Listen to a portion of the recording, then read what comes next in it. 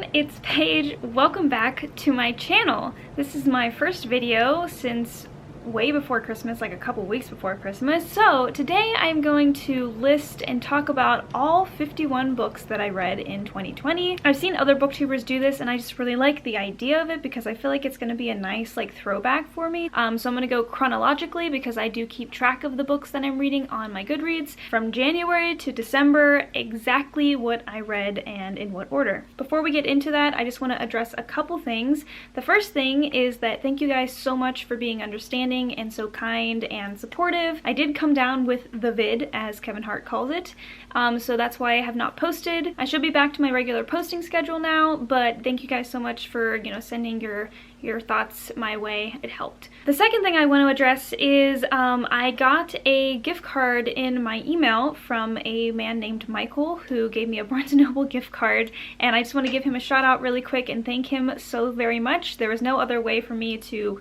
respond to that gift card, so this is my way of responding with a thank you. So shout out to Michael, thank you so much. It really made my week, month a little bit better. And the third thing is that after this video, which I will try to make as short as possible, I'm gonna like be a speedo person. I'm not used to filming anymore apparently. But the next video after this will be me telling you my top 10 like favorite books of 2020, and it'd be cool if while you're watching this video and seeing a little bit about all the books I read in 2020 to maybe try and guess, you know, what my favorite books were, you know, just a fun little game and, you know, see if you can maybe figure it out or guess. But anyway, sorry to be rambling. It's been a while since I've been in front of the camera. Let's get started. So the first book that I read in 2020, I finished this on January 4th, was Ninth House by Leigh Bardugo. This is the first book in a series called Alex Stern, and that means of course that it follows a girl named Alex Stern who is a freshman at Yale, and she is inducted into this secret magical society that like overlooks other secret magical societies at Yale. This was actually Leigh Bardugo's debut adult fantasy novel. My rating for this is so I'm gonna leave it there. The second book that I read in 2020 on January 15th was The Ruins by Scott Smith. This is a horror and it follows a group of American friends who travel to Mexico and they stay in this like lush resort, but then one day they're led to these Mayan ruins, and ultimately what happens is that they cannot leave those ruins for some unnamed reason. I'm not naming it, not that the book doesn't name it, of course. Very dark, very thrilling, a little bit gory, so thumbs up. Okay, so the third book I read, also in January on the 23rd, was The Au Pair by Emma Roos.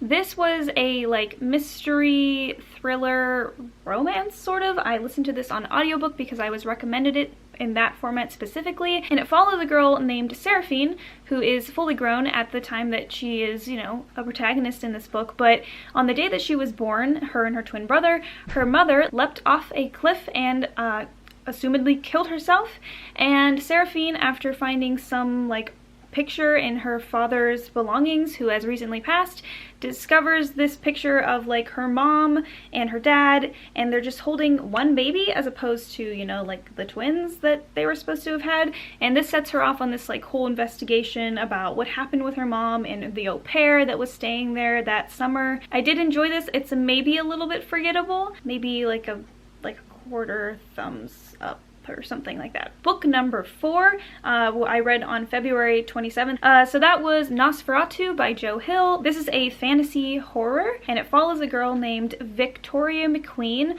who grows up with this ability to travel wherever she wants across this covered bridge. But one day she finds out that she's not alone in her abilities and that a man named Charles Manx is riding around in this Rolls Royce and kidnapping children and taking them away to this like other sort of plane of existence that he's created called Christmasland. I listened to this on audiobook and the narrator was a woman who was fantastic, so this is another thumbs up. Book number 5 is another goodie. It is Daisy Jones and the Six by Taylor Jenkins Reid. Another audiobook. I guess I was just really feeling audiobooks at the beginning of the year. There's a full cast and they're all extremely talented. This is set during the 70s and it follows follows this like budding rock group. They kind of reminded me of like Fleetwood Mac, so Daisy Jones gets a thumbs up. And because of Daisy Jones and how much I liked it, I went and found The Call of the Wild by Jack London because it was narrated by the man that voiced Billy in Daisy Jones and the Six. It kind of like follows a dog who is kidnapped or dog-napped and taken to the Alaskan Klondike. Yeah, his journey as a dog in the Call of the Wild. It was a good read. It was relatively short, but I feel like my level of not remembering it kind of like makes it kind of not as great, maybe? I don't know. Just so you know, my camera's broken, so I can only see myself upside down, so that's causing me a lot of stress right now. I forget which book I'm on, but I know that I read this in March. That is The Silent Patient by Alex Michaelides. It's from the perspective of a man named Theo, who is this, I think, psychologist, investigator, whatever, who is pursuing this case of a woman named Alice who years prior like shot her husband 5 times in the face. And the case was like sort of, I guess, unsolved as to why she did it because she just went silent. So he spends sort of a decent amount of time in this hospital that she's in, trying to get her to speak and tell him about what happened that day that she killed her husband. It's a little bit unexpected, but it was not exactly my cup of tea, but I wouldn't give it a thumbs down. I just sort of put it in the middle here. By the way, I read that in another reading vlog, and I read this one, or I started this one in that same vlog, and that is Well Met by Jen DeLuca. This is a contemporary romance novel about a girl who moves back home to her hometown, and somehow or another she ends up getting involved in the local Renaissance Festival, and through getting involved in the Renaissance Festival, she meets a man named Simon, who is like extremely invested in this festival, and they kind of like don't get along very well because it doesn't take it as seriously. It's a little bit angsty. I of course love the Ren Fest, that's why I wanted it so badly. This wasn't my favorite romance, so I guess I'll kind of put it about here as well. Right, next up, and you might guess what it is because it just disappeared from that shelf, is Crescent City by Sarah J. Maas. This is her her debut adult fantasy novel. So I'll just say that it follows a woman named Bryce who ends up a part of this investigation into some deaths that she is thought responsible for, and in that investigation she ends up teamed up with a man named Hunt. I will be totally honest, there are a lot of things that I don't remember about this book, but I do have a vlog of me reading it, so, and I did like almost cry in that vlog, I think. So I'll give it like a thumbs up, a quarter thumbs up. Not quite a half thumbs up, like a quarter. You're just gonna slowly see all of my books disappear from my bookcase. Well, that would be the dream. If that did happen, that would mean that I actually read all the books that I own. For my next book, this is the first book that I read in February. This is Alone in the Wild by Kelly Armstrong. This is the 5th book in the Rockton series, which is a mystery thriller series. I'm gonna be totally honest, I've completely blurred the lines between the books in this series, so like I don't know exactly what was in this book. I will say that this follows a detective named Casey who ends up in this like off-the-grid town named Rockton, and she's their sole detective, and they're just seems to be all these murders taking place all the time and disappearances. Thumbs up, although I also don't remember what happened. So let's just not do the thumbs this time. Okay, next up is another audiobook that I read in April.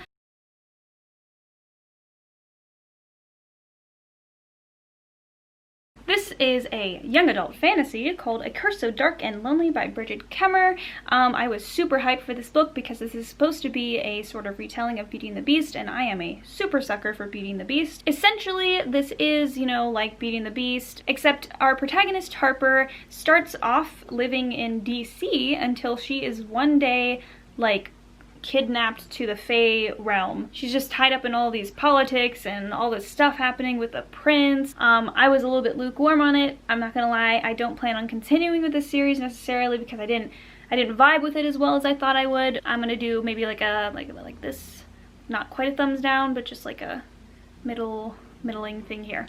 Okay, next up is another audiobook that I read, and this is The Tales of Beetle the Bard, actually, by J.K. Rowling. I have been wanting to finish this book for a while, so I got an audiobook because it has the actors from the movies voicing The stories, including Jude Law, whose voice I absolutely love, and I finished this in April as well. This is, of course, a collection of short stories from the Harry Potter universe, so I'm going to give this a thumbs up because I did really, really enjoy it. I thought it added a lot to my understanding of the universe and Jude Law.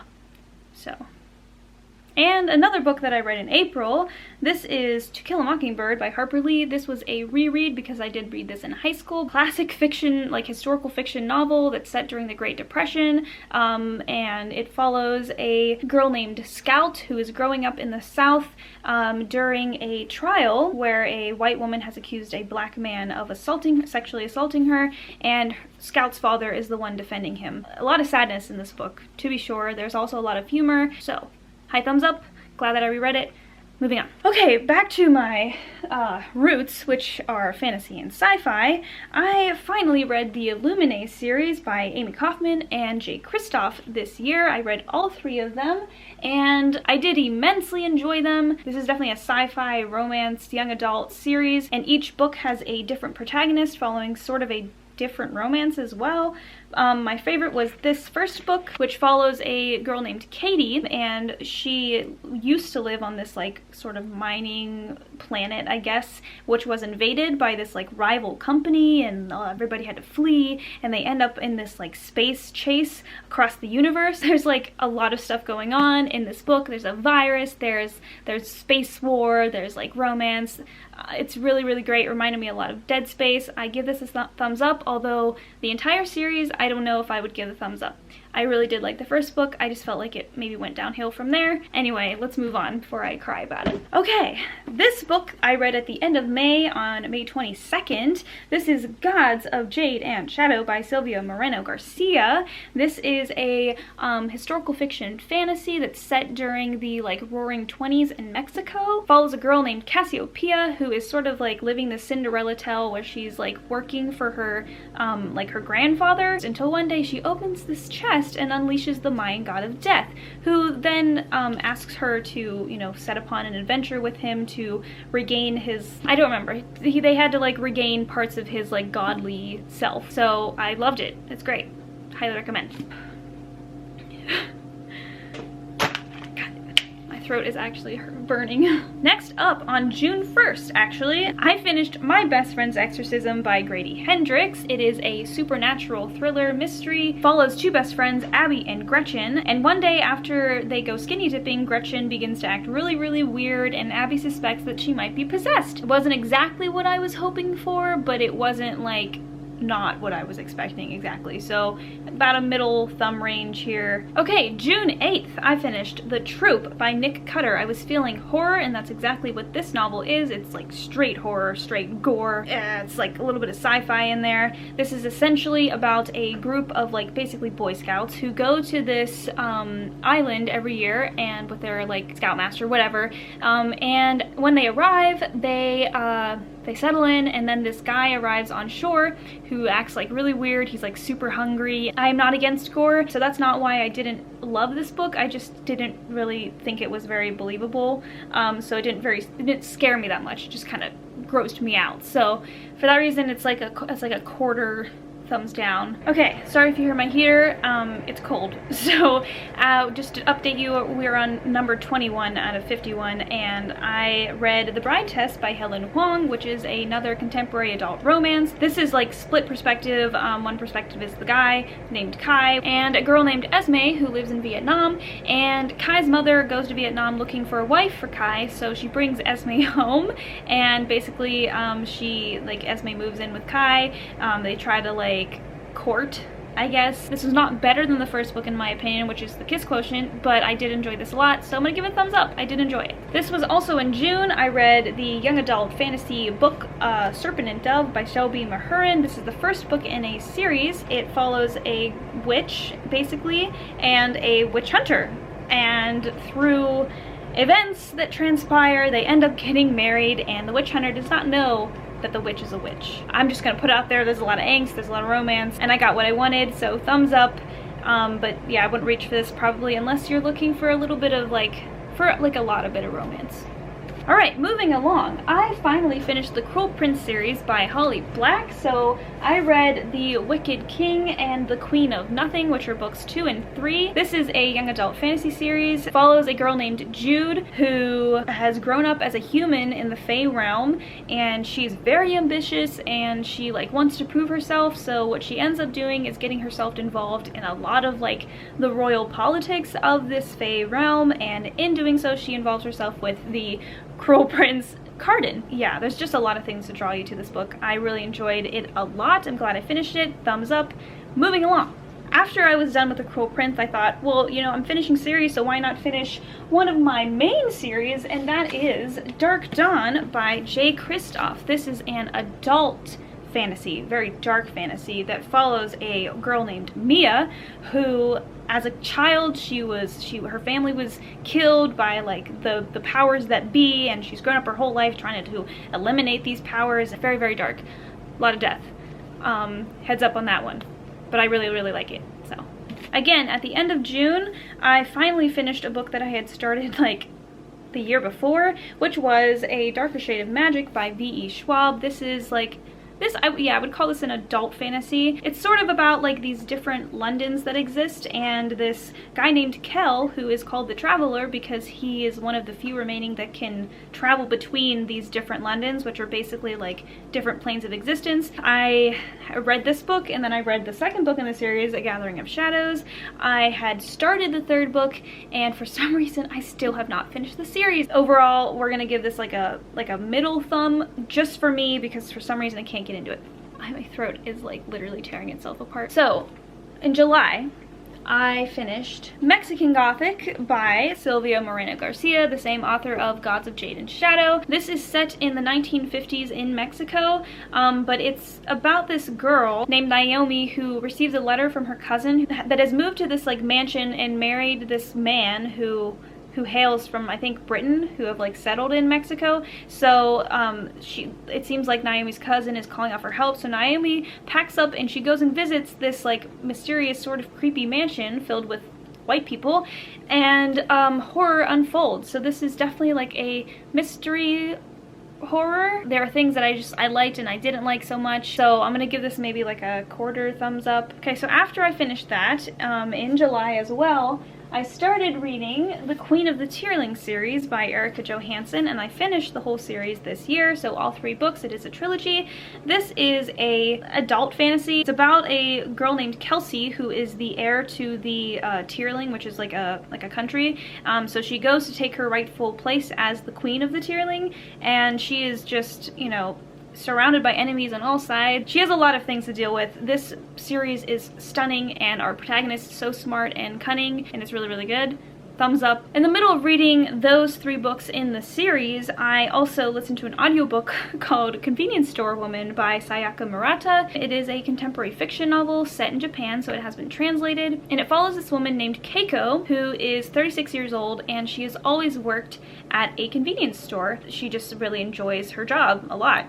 That's what she sees herself doing her entire life, but she's made to believe that she needs to be married, and so she ends up in this weird agreement with this other guy who is such a twerp, and they are a couple, a fake couple. I just didn't enjoy it very much because I hated that male character so much. Definitely not a complete thumbs down because there are good aspects, but we're right there. Okay, so at the beginning of August, on the day that it came out, I started reading, and I think finished the next day or the day after, Midnight Sun by Stephanie Meyer. This is the Twilight book, but from Edward Cullen's perspective. It was what it was. I'm glad that I read it. I felt a lot of nostalgia, and I finished the entire series again because I hadn't read it in a while. As far as thumb rating goes, though, it's a solid middle. Okay, so after I finished that book, also in August, I finally completed the Six of Crows duology by Leigh Bardugo. So I finished Crooked Kingdom, which is a, fantasy, a young adult fantasy about a gang of thieves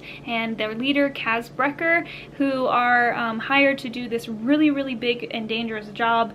And basically the effects of that first book are seen in this book, and we get a very interesting conclusion. But it was fantastic, and I'm so glad that I finished that duology. Maybe I'll continue on to King of Scars now. Okay, for the next one, I don't think I have a physical copy of the book, but I read The Giver by Louise Lowry at the end of August.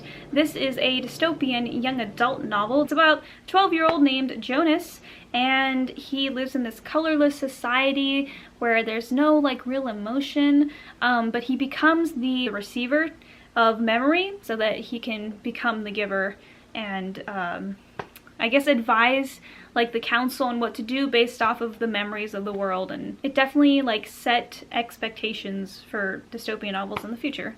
I really enjoyed it. Thumbs up. I got very scared. I thought I wasn't recording anymore. That was very terrifying. I was like wow. At the end of August, I felt like I needed a little bit of romance because I've been reading a lot of fantasy, which is my favorite genre, like, let's be real, but it can be pretty, like, dramatic. So I picked up You Had Me at Hola by Alexis Daria. This is a contemporary romance with definitely, like, a lot of Latin influences, and it's about this girl named Jasmine who is hired to be, like, the lead on this new like soap opera, and her like budding sort of relationship with her male lead who has like a past that prevents him from opening up to his co-workers. I liked that there were a lot of incorporations of like Spanish in this book. With that being said though, I did not like some of the aspects of the romance. I felt like it was borderline abusive. I don't know, I just felt very uncomfortable at times.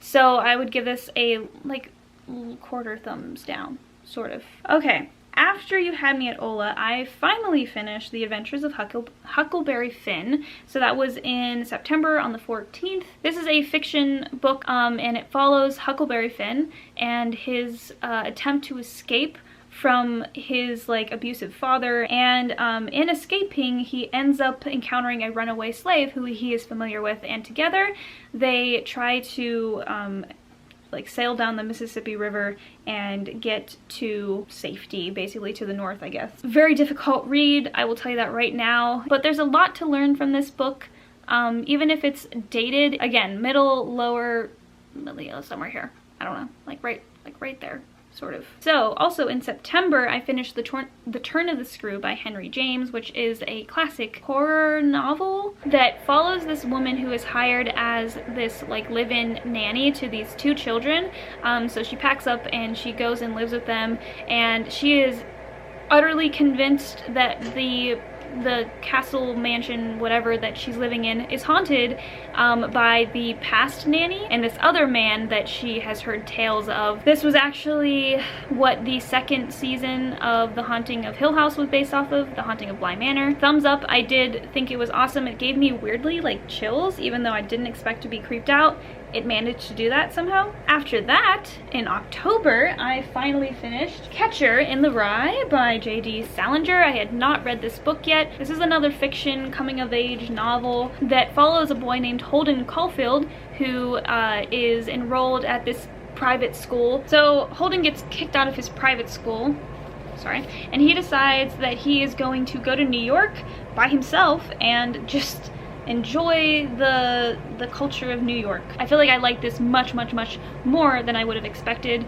It did get a little draggy at times, but other than that, I felt very invested in Holden's story, so thumbs up. Okay, so there was only so long I could stay with the classics, and after I finished The Catcher in the Rye, I read Horror Store by Grady Hendrix. This is a horror thriller novel that is set in a place like IKEA. So every day that the workers come into this IKEA-like store named Orsk, they find like weird stains about and furniture disturbed and everything. So the boss decides to ask a couple of his employees to stay overnight with him to see what's been happening overnight. It was surprisingly terrifying. I didn't know that IKEA could be scary, but worked very well. I loved it a lot.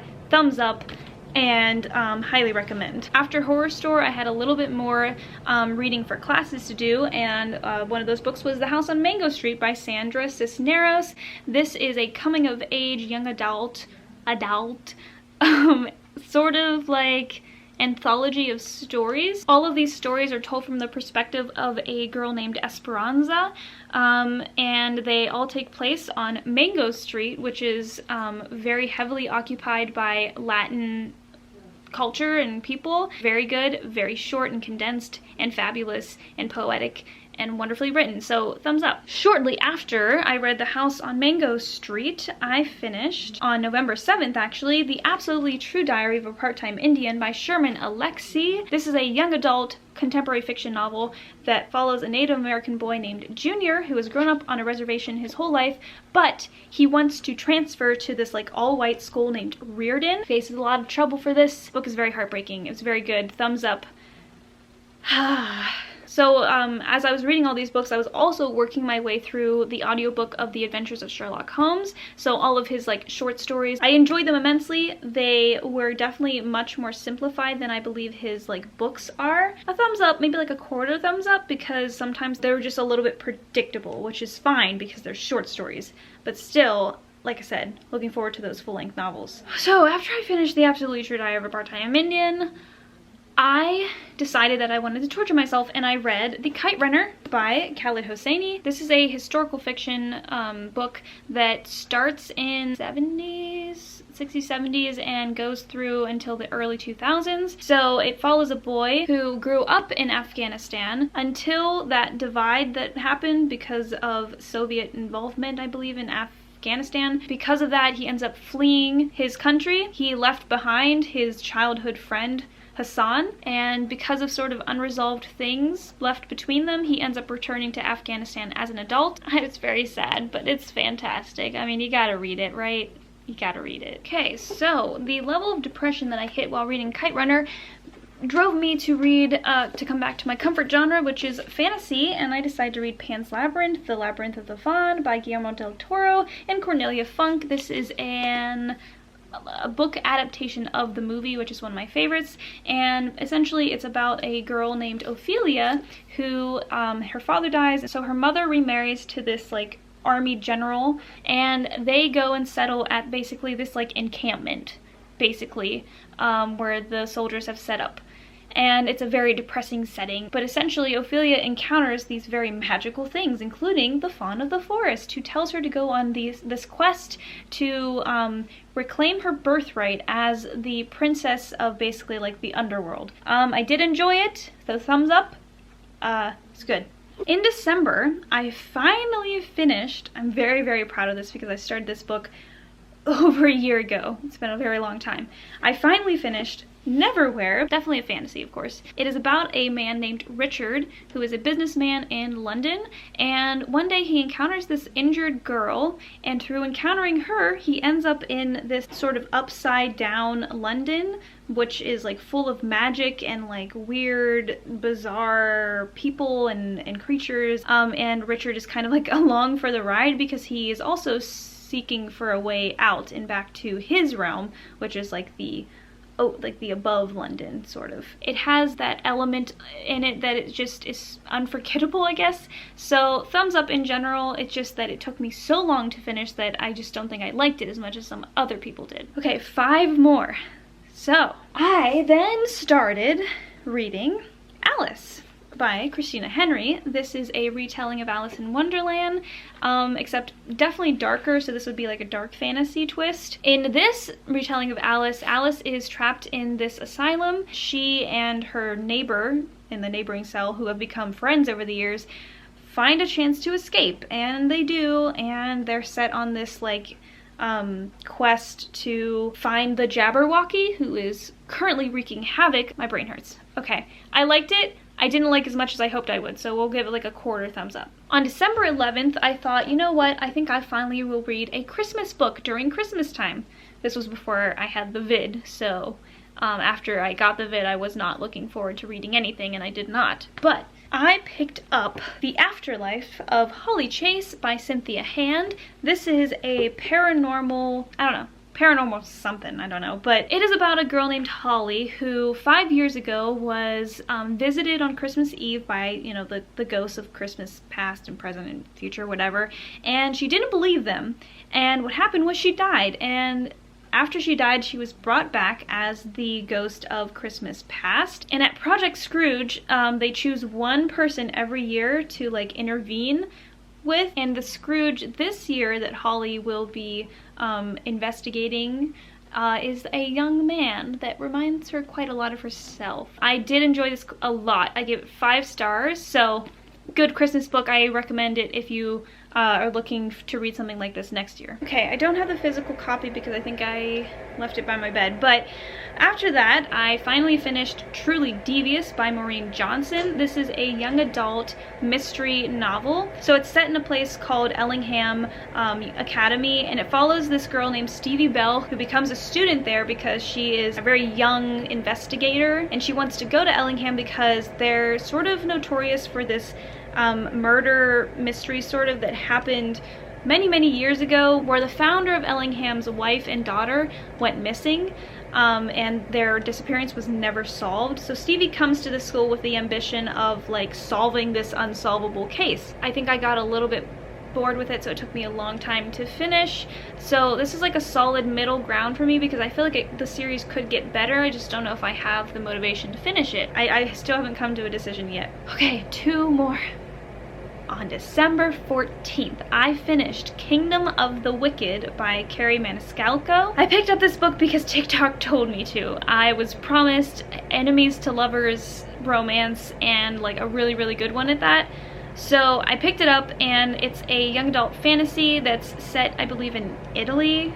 I think, or at least somewhere very closely resembling Italy. And it follows this girl named Amelia, whose twin sister has just died at the beginning of this book. She was murdered, and Amelia is on this quest for vengeance, and in order to find the culprit of her sister's murder, she has to summon a demon. So she summons Wrath. This was oddly not very enjoyable for me. I enjoyed some of the setting, like the food descriptions, of course. I really enjoyed the aspects of culture that were discussed. I liked the family restaurant element, but I almost felt like I would have liked Amelia's sister better as a protagonist than I liked Amelia. I just did not like our protagonist very much. Not like I regret reading it. We'll give it like a middle ground, maybe a 1/4 thumb down. Okay, so after I finished that book, I had met my 50 book goal.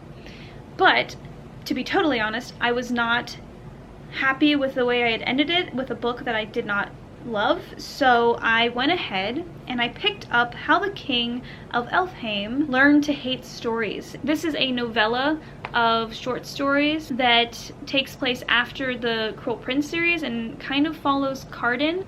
It's illustrated, it's beautiful, it's glossy. I loved it. It made me happy, and I wanted to be happy for my final book of the year. Fantastic. I love the artwork so much. Thumbs up. That was 51 books that I read in 2020. If you put this video on as like background noise, I don't blame you at all. But if you were sort of paying attention, you know, I would like to hear your guesses as to my favorite, like my top 10 books of 2020, just by the way I spoke about them. My lips are dry, my throat hurts. So I'm gonna wrap it up actually, and I'm gonna put all the books back that are now missing from my bookshelf. Thank you guys so much for tuning in. I missed you guys so much. I'm sorry if I was a little bit awkward because it's been a while since I've been in front of the camera. I hope you are having a great week. If you don't already, follow me on Instagram, Twitter, and Goodreads, and I will see you back here very soon. Bye!